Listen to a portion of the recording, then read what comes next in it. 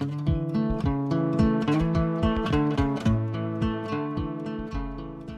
guys, welcome back to Nature's Cadence Farm. We're gonna work on the Jeep today. We've got the shocks have been on there for I don't know how many thousands of miles, but a lot, and we're getting a little rusty on the outside of it, so I wanted to go ahead and put some new ones on there.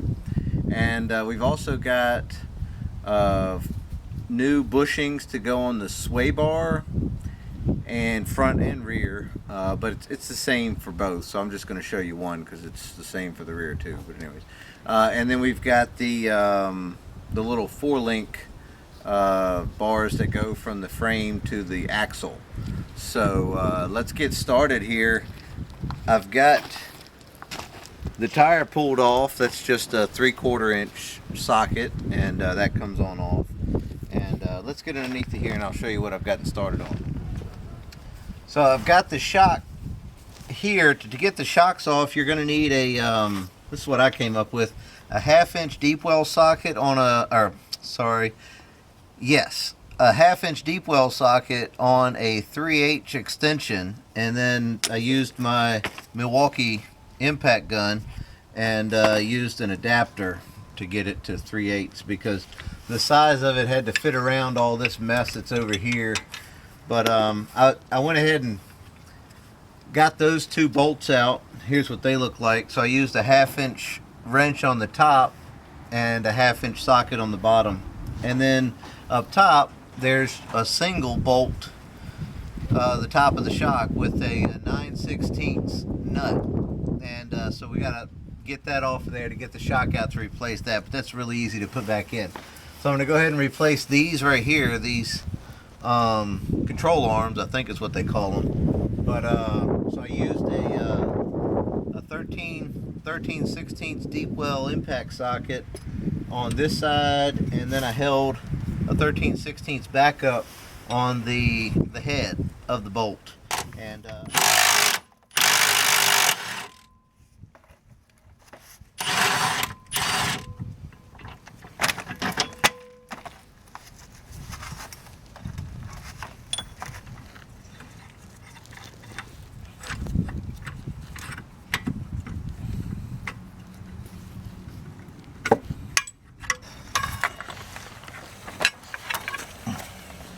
so the reason for changing these control arms out, you can see this is pretty dry rotted, and I was getting the whole front end was kind of floaty. You could feel it. So I wanted to get these. You can get these new bushings and put in here.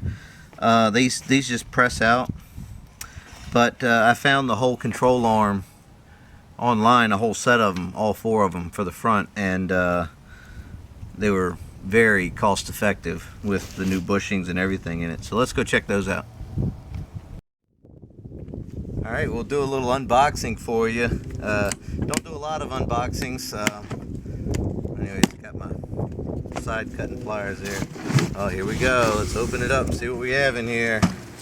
So yeah, there's the upper ones, and here's the 2 lower ones. So these came from Detroit Axle, so that's good. But yeah, let's compare them, make sure they look the same before we get going too far. Length and size. Alright, so looks like yeah, so all that looks perfect. Absolutely perfect. So let's get these. Yeah, you can see these new bushings are nice and not cracked and worn out with 230,000 miles on them, or 220 something thousand miles, whatever this one has. And yeah, so we'll get those, and I'm gonna get the top one out first before put these bottom ones in, just because it's kind of in my way. So let's get the top ones out. Alright, so I've got a 15 millimeter socket on this 1/2 inch extension, and then I've got a just a wrench back here on the backup just to hold it. So let's see what we can do here. Got it. Nice.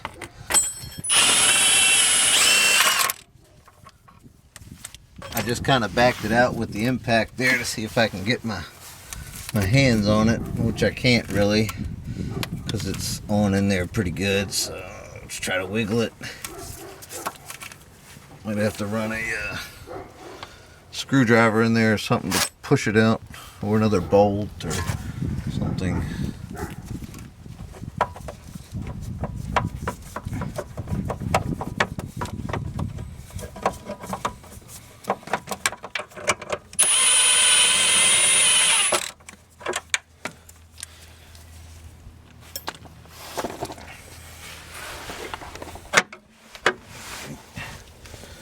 Alright, so now we're going to move over to this front bolt on this upper control arm. It looks like it's a star drive, a Torx, and a 15 millimeter on the back side, something like that. Let's see what we got. Yeah, I'm going to say 15 millimeter on the back side, but we're going to have to get a kind of a special tool in there. You recording? Mm-hmm. So what this is up here for this front bolt is I've got a T50 Torx for 3/8 ratchet. Hopefully you have one of these. If you don't, you need to get one. Or I think they have these in like little L-shaped Allen wrench thingies. So let's see if we can get some extensions together to get in there to get this going, because this doesn't look easy to get to. Probably the most difficult one in here. Might have to do this one by hand. Well, maybe. Alright, so what I've got here is a 18-inch extension, 1/2 inch, and then I've got it reduced down with that 1/2 to 3/8 reducing, and then that T50 Torx. Then I've just got a wrench on the back up here. Let's see if we can get this thing loose.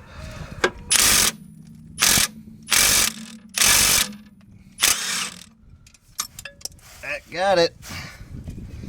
So we've got the bolt right here. Get that out of there. Yeah. So here's the head of that bolt, and that's got you know, that Torx bit that I showed you. You can see it just fits right in there, just perfect, and that's what you need to get that out of there. So I'm going to put the nut back on there. Remember, that was a 15 millimeter on the back side of that. So now the whole upper control arm can come right out, just like that. So these don't look too bad up here, but I figured if I was in here anyways, I might as well get some fresh ones. So let's get some new ones in there. So the installation is the same as the you know, the removal. We're just going to put the bolts back in where we took them out. Get that going. So let's get those back in there. So I'm putting the this Torx drive bolt back in.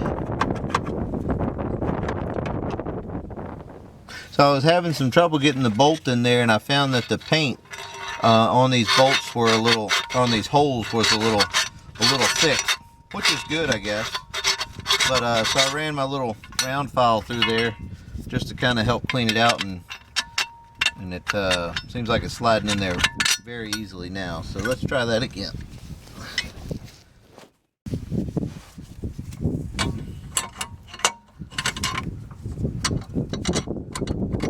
Oh yeah, went right in there that time. Alright, so we're going to put our nut on the back. I'm just going to leave this loose for now, at least just put the nut on there to hold the bolt in place. And then I'll attempt to get this started.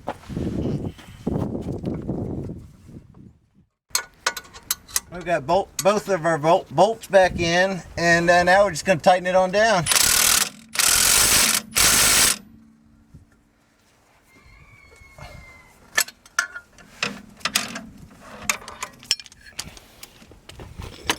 So then this was a, what was that, a 15 millimeter on on this side.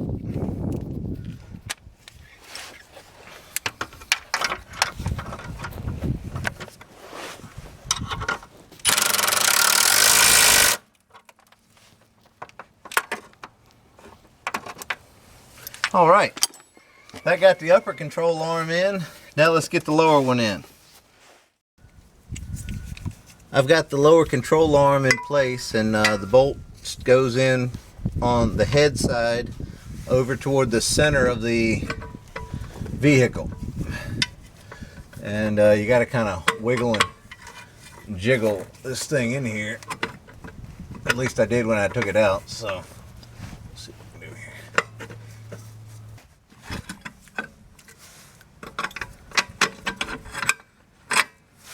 Okay, we got that in there.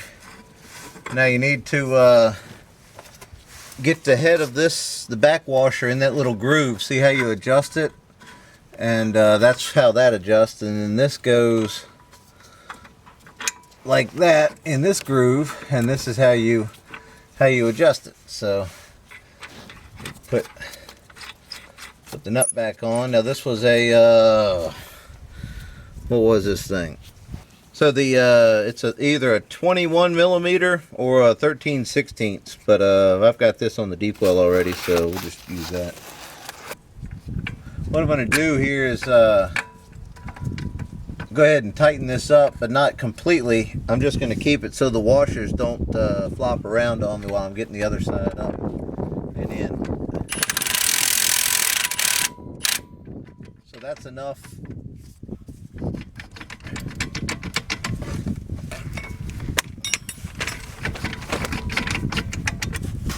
That's enough to keep the washers from bouncing around on me, and I can still get this back part in here.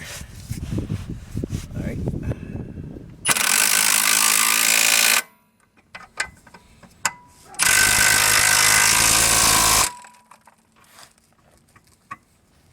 We got our control arms in, and now we're going to move on to the shocks. And I've got these two 1/2 inch bolts pulled out, 1/2 inch on top, 1/2 inch on the bottom. They just popped right out, and then on top there's a stud with a 9/16 nut on it. So we're going to go take that off and then go ahead and swap the shocks out. Got my new shock here. Took the old one out, got that nut off the top, which is that nut right there.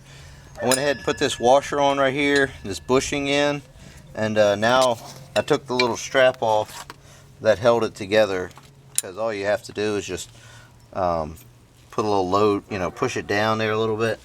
But that just sets in this little cradle right there, pushes down far enough, and then goes right inside of the hole. So that's it. It's in there. That's it.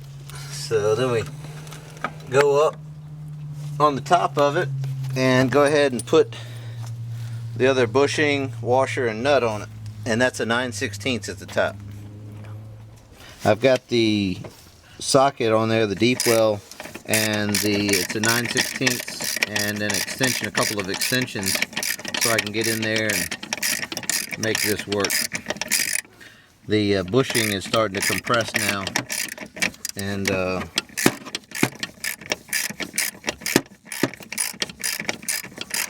we'll run it on down there till it's kind of pushed out a little bit. Now I had to use this kind of special extension on here.